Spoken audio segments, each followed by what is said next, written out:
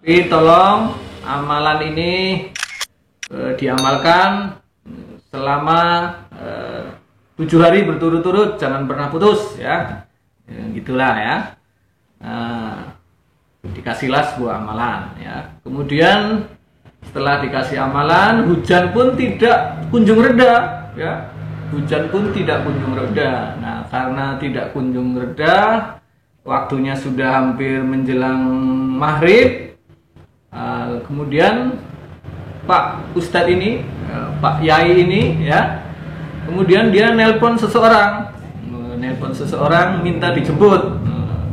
Dan yang membuat kaget dari Mas Cokro, ternyata orang yang ditelepon itu bukan orang sembarangan ya. Yang ditelepon itu ternyata bukan orang sembarangan ya. Ternyata yang ditelepon adalah orang yang cukup terkenal pada saat itu. Orang yang masuk dalam deretan orang terkaya di Indonesia. Assalamualaikum warahmatullahi wabarakatuh. Alhamdulillahirrahmanirrahim. Selamat berjumpa kembali dengan channel Toki Wijaya. Pada kesempatan kali ini saya akan bercerita sebuah cerita yang mistis dan klinik.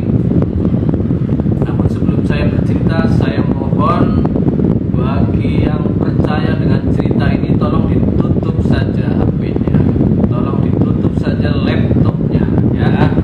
Coba pada saat seperti ini ya, di saat krisis, di saat para pekerja ada yang tidak dapat THR, ada yang gajinya dipotong untuk pekerja ya, bagi para pengusaha ada yang proyeknya dibatalin, nah semacam-macam lah ya, gara-gara COVID nih. Nah, pada saat seperti ini coba bayangkan, tiba-tiba Anda mempunyai uang gaib. Itu kalau uang itu dibeliin atau dibelanjain ya, belanja nih ya. Nanti sesudah dibelanja, uang itu balik lagi ke dompet tuh ya. Jadi uang itu balik lagi ke dompet, belanjain apa aja lagi balik lagi ke dompet ya. Itu katanya uang ini bisa dikatakan uang modal ya, uang modal. Yang saya akan ceritakan adalah bagaimana cara mendapatkan uang gaib ya, bagaimana cara mendapatkan uang gaib ya. Nah, bagaimana caranya ya, tonton terus ya sampai habis ya. Tapi sekali lagi buat orang yang tidak percaya ya, kalau yang percaya tutup saja ya. Bagaimana cara mendapatkan uang gaib?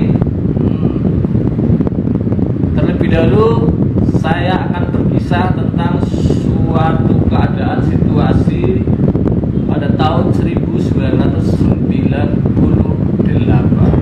Tahun 1998 itu terjadi krisis yang luar biasa, lebih krisis sekarang ya. Kalau zaman dulu benar-benar orang itu susah lah ya, beli ini itu nggak bisa.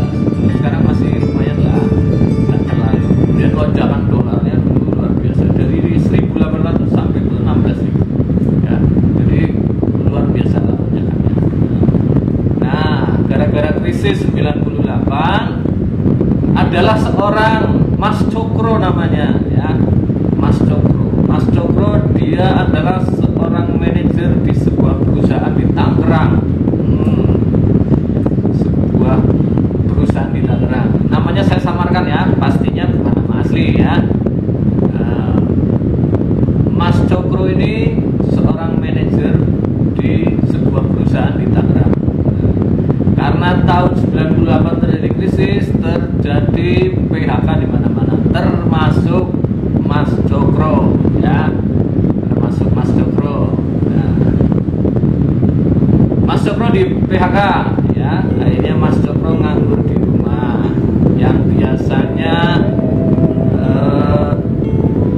tiap minggu dapat duit, yang biasanya tiap bulan dapat duit gaji dan sebagainya, karena di PHK dia sudah tidak menghasilkan apa-apa. Uang PHK-nya pun tak seberapa ya. Nah, pada saat kesusahan seperti ini, ya susah ya, dia udah kerja udah diketahui bahwa yang namanya Mas Cokro ini orangnya ahli ibadah. Mas Cokro ini orangnya ahli ibadah, sehingga menghadapi situasi semacam ini ya ikhlas menghadapinya. Akan tetapi beda dengan keluarganya Mas Cokro, ya, yaitu istrinya. Ternyata istrinya tidak menerima situasi yang semacam ini, sehingga keadaan yang semakin hari semakin buruk, ya. Padahal saya bilang kondisinya pada saat itu tidak sampai yang kekurangan makan, ya, istilahnya uang pesangon dan sebagainya masih cukup lah, kan? Tapi mungkin karena terbiasa dengan kehidupan mewah, biasa kehidupan dengan sedikit mewah lah, ya, tiba-tiba menurun drastis, kemudian istrinya minta cerai. Cokro, ya, minta cerai. Akhirnya terjadilah perceraian antara Mas Cokro dan istrinya. Dan kebetulan Mas Cokro dari hasil perceraian itu dari hasil kami dengan istrinya itu punya anak satu, ya, punya anak satu, umurnya masih 2 tahun. Nah, anaknya itu dibawa sama istrinya, ya. Tinggallah Mas Cokro seorang diri di rumahnya, ya. Sekali lagi bahwa Mas Cokro pada saat itu susahnya pun enggak sampai ke tingkat ekonomi, ya. Artinya mungkin batinnya saja yang masih bisa, ya. Batinnya yang masih bisa karena sudah di PHK, ditinggal istri dan anak, ya. Istri dan anak, sehingga dia ya bisa dibilang ya luar biasa lah, ya, kesedihannya, ya. Tinggal seorang diri. Saat tinggal seorang diri di rumah, ya dia tentunya lebih banyak mendekatkan diri pada kita, ya.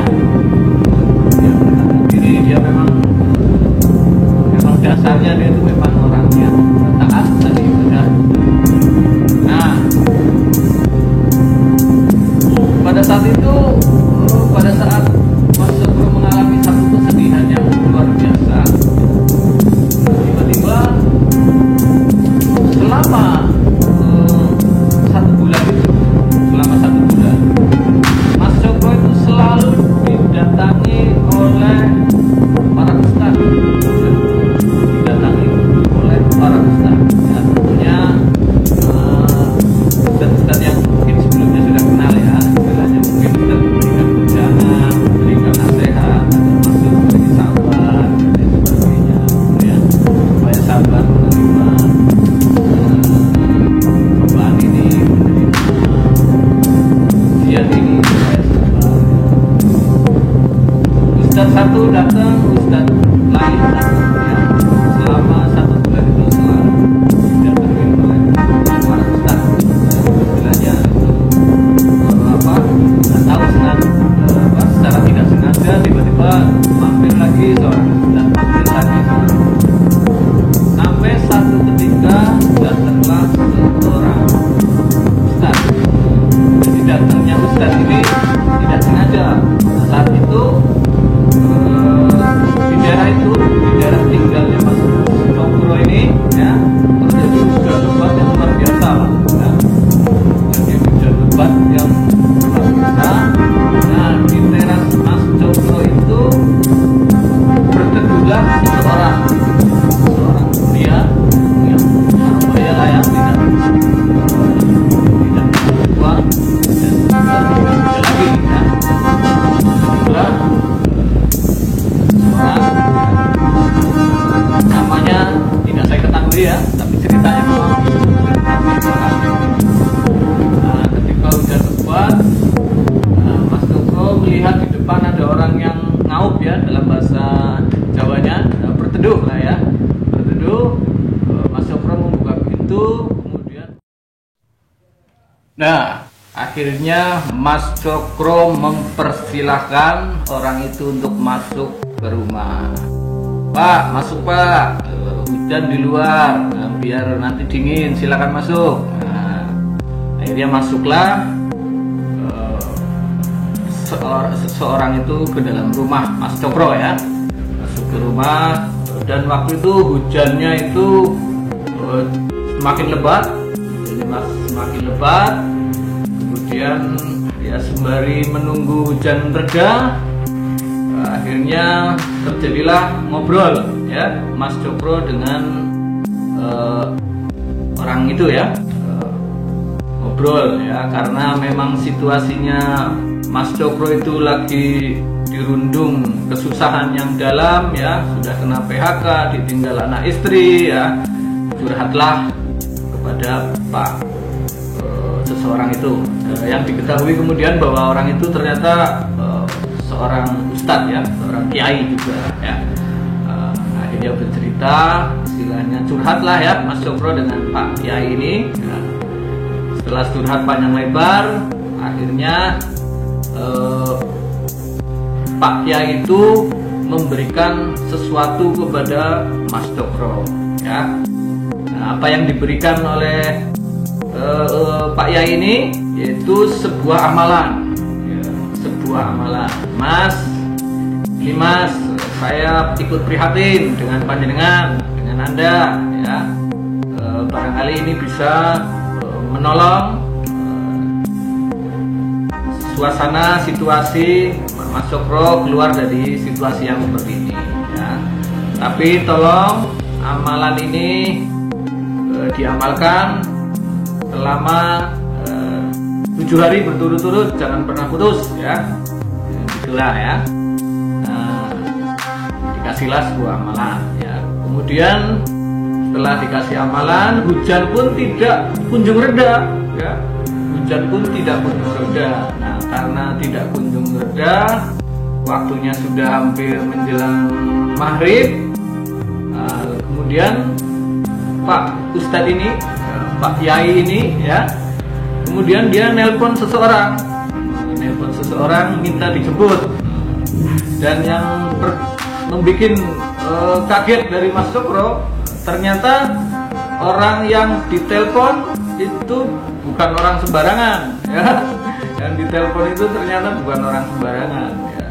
Ternyata yang ditelepon adalah orang yang cukup terkenal pada saat itu, orang yang masuk dalam deretan orang terkaya di Indonesia ya, orang terkaya di Indonesia, masuk dalam daftar orang terkaya di Indonesia, tentunya pengusaha lah ya. Nah, waktu itu Mas Cokro, apa iya nih masa sih Ustadz jalan kaki ngaup di depan rumah, berteduh di depan rumah, kok nelpon seseorang yang masuk dalam daftar konglomerat di Indonesia pada saat itu ya.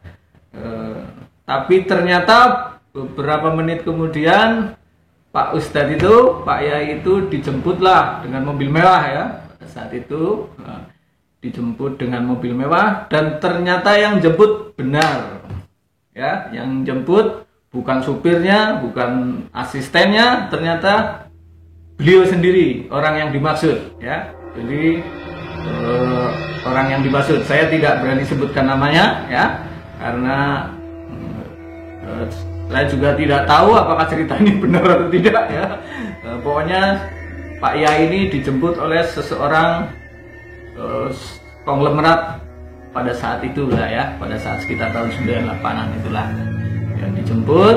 Akhirnya pergilah orang itu bersama sang konglomerat itu pergi ya. Nah,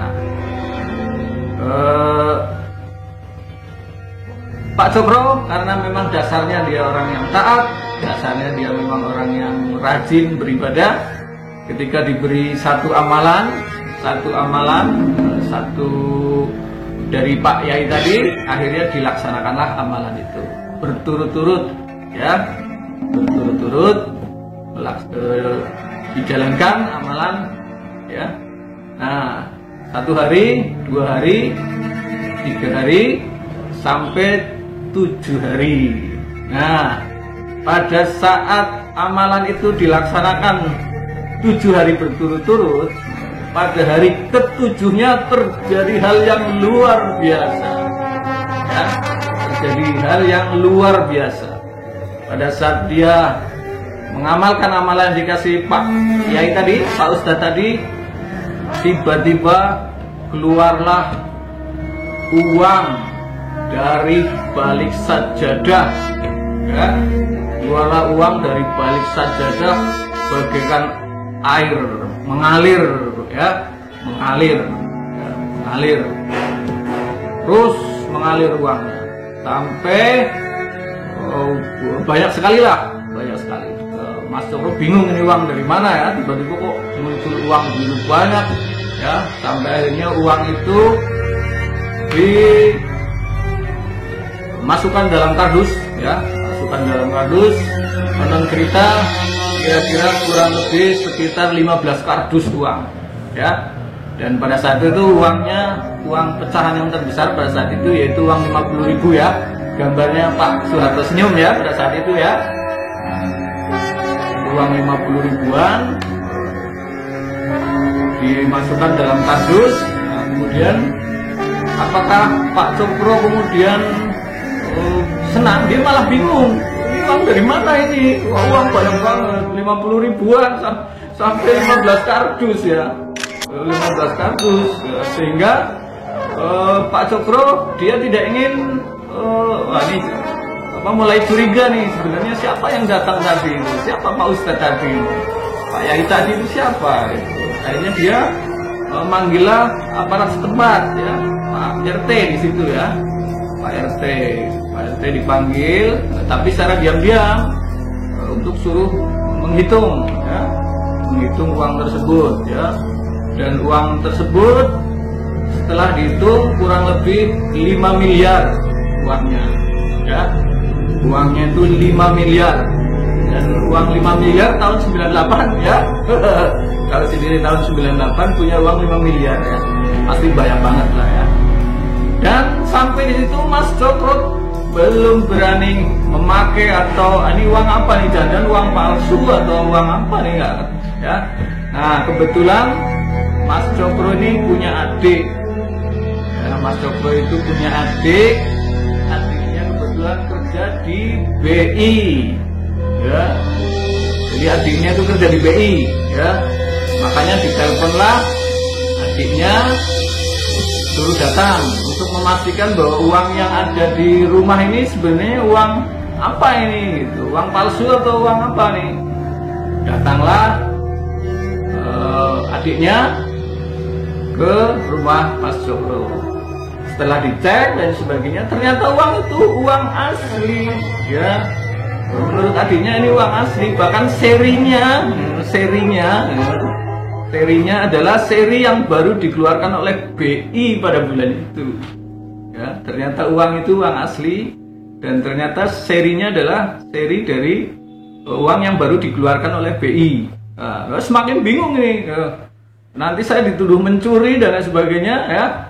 Kata Mas Cokro ini, udahlah, uang ini akhirnya disimpan, ya.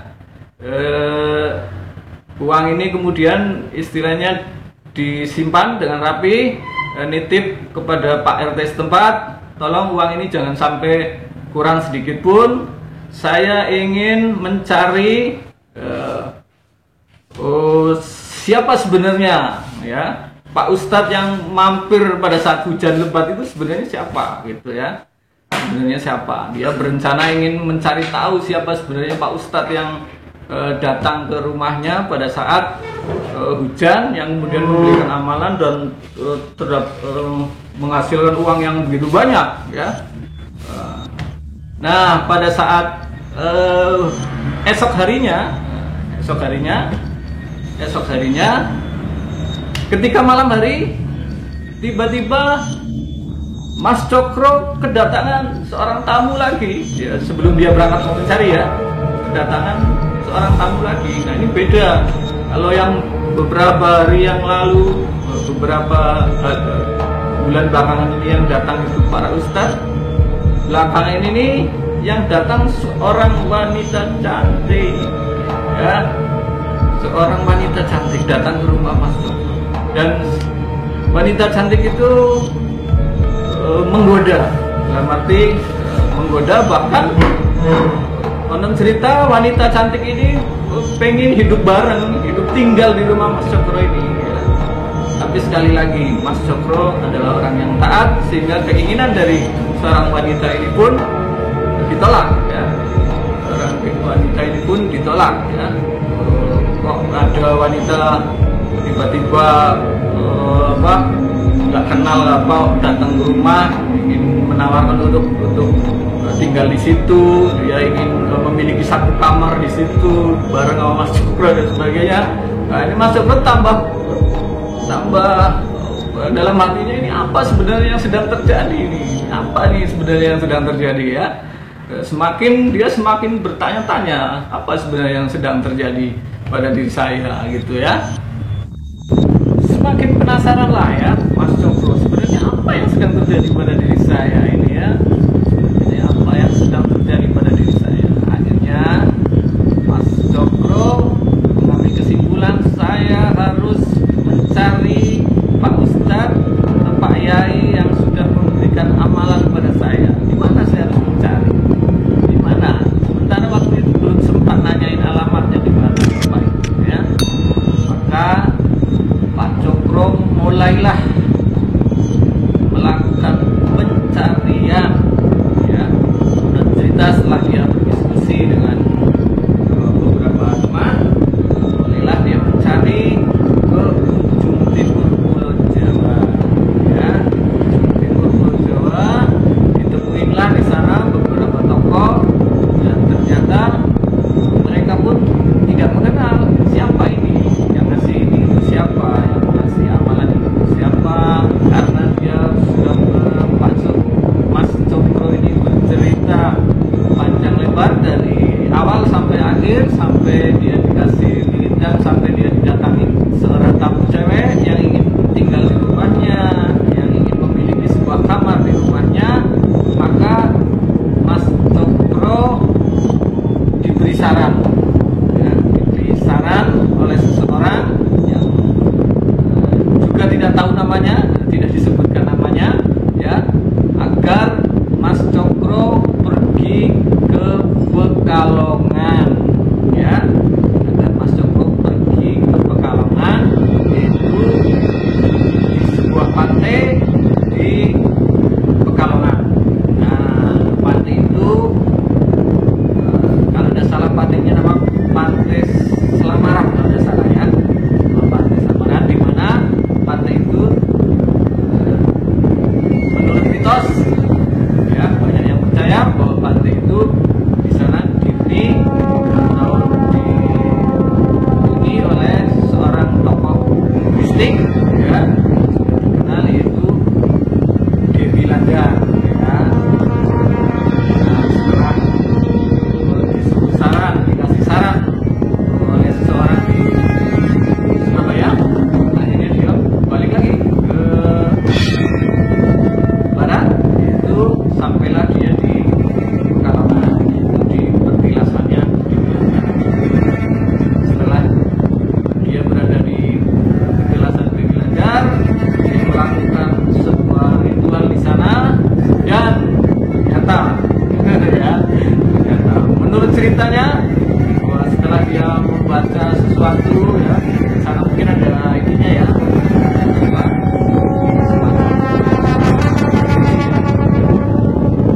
kuncinya istilahnya, apa namanya ya, kainnya lah ya, kainnya, tunjuknya di sana ya, melakukan ritual, dan ketika melakukan ritual, jreng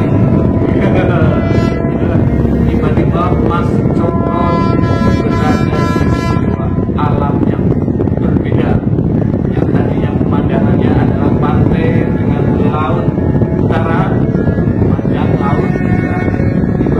Tiba-tiba dia berada di sebuah kota yang besar ya, dia berada di sebuah kota yang besar, di mana kota itu kota metropolitan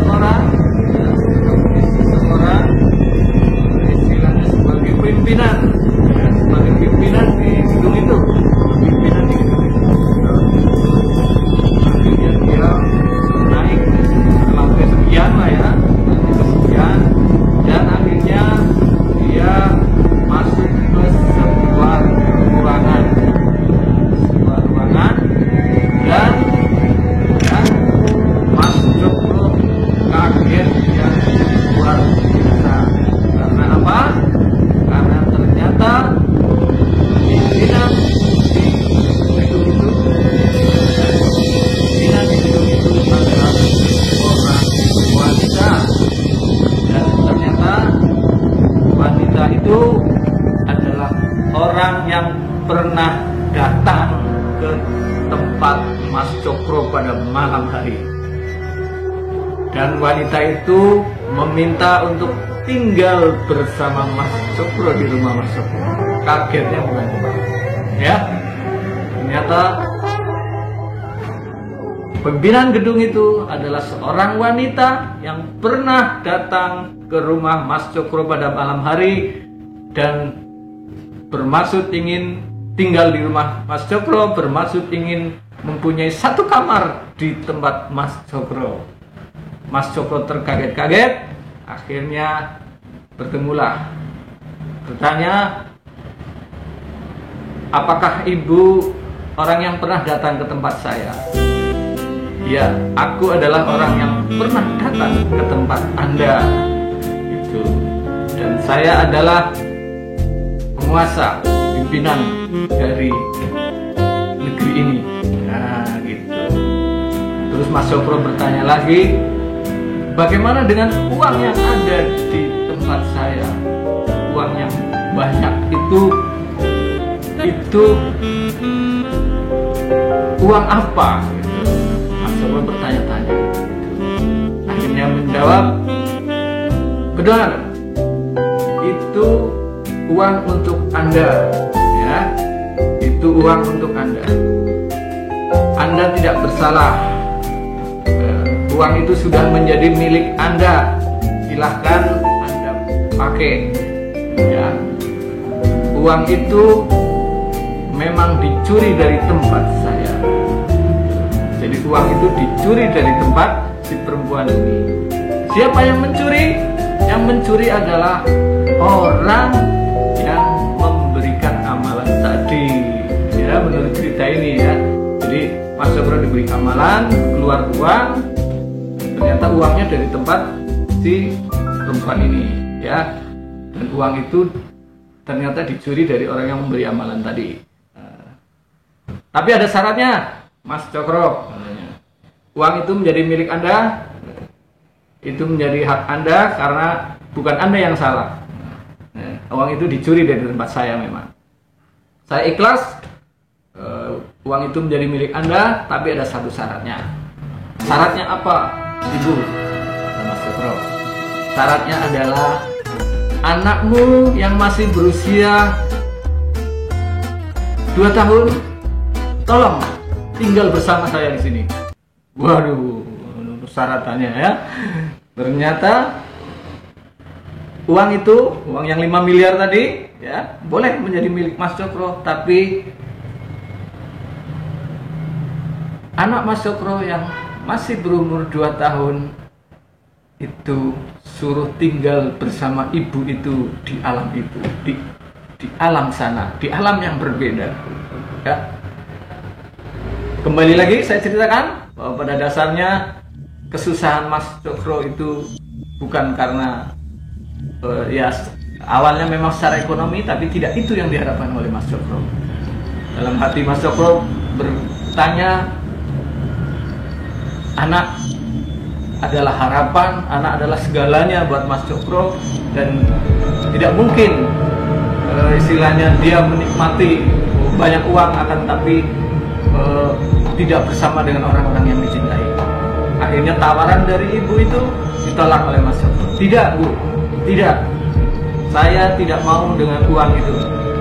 Saya tidak mau dengan uang banyak semacam itu. Aku tidak ingin anak saya tinggal bersama ibu di sini.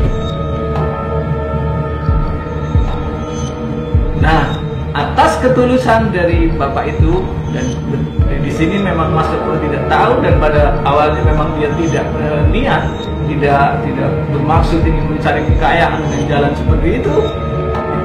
Akhirnya ibu itu juga memahami, oke lah kalau begitu, nanti uang itu akan saya tarik kembali, dan akhirnya ibu itu memberikan sebuah penghargaan, ya.